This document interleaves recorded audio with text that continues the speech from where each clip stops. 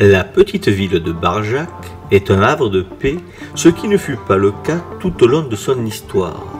Pour se défendre, elle construisit des remparts qui doublaient ceux du château féodal. Comme partout, c'est au XIVe siècle, siècle de la clôture défensive en Languedoc, en Provence et ailleurs, que la ville de Barjac convoqua des lapicides pour ériger un rempart en bonne et due forme, nantis de tours et peut-être de bretèches et autres dispositifs militaires. Pour retrouver la trace de ce rempart, nous allons utiliser le plan cadastral et la photo satellite.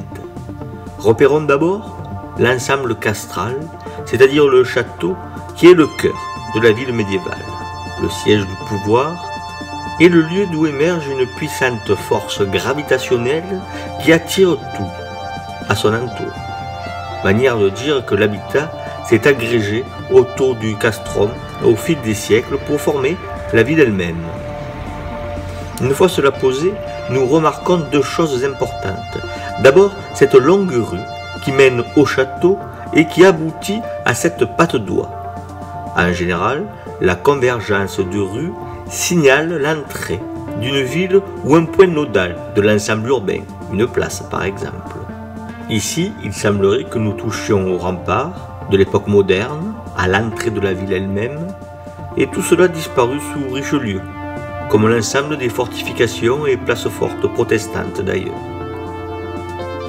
De fait, l'ancienne ville telle que nous la désignons aujourd'hui correspond au périmètre des remparts du XVIIe siècle. Mais là n'est pas notre quête médiévale. Cette longue rue au Moyen-Âge est l'artère du faubourg, qui paraît inscrit dans ce périmètre-là. Trois éléments semblent pouvoir nourrir cette hypothèse. Il y a d'abord cette rue qui stoppe ici, où convergent deux autres voies et qui semblent ensemble indiquer l'existence de l'entrée de la ville fortifiée du Moyen-Âge. Il y a aussi là la courbure de ces rues qui semble indiquer la présence d'un rempart guidé par une isoplète ou une courbe de niveau. Il y a aussi et surtout ces deux andrones, je veux dire ces constructions au-dessus des rues, qui paraissent se situer sur ce rempart hypothétique ou plutôt s'appuyer sur lui. Cela paraît indiquer que le rempart médiéval, qui pourrait avoir eu ce tracé-là, était doublé à l'intérieur, comme souvent d'un baril. Je veux dire un espace interdit à la construction courant le long de l'enceinte, à l'intérieur de celle-ci.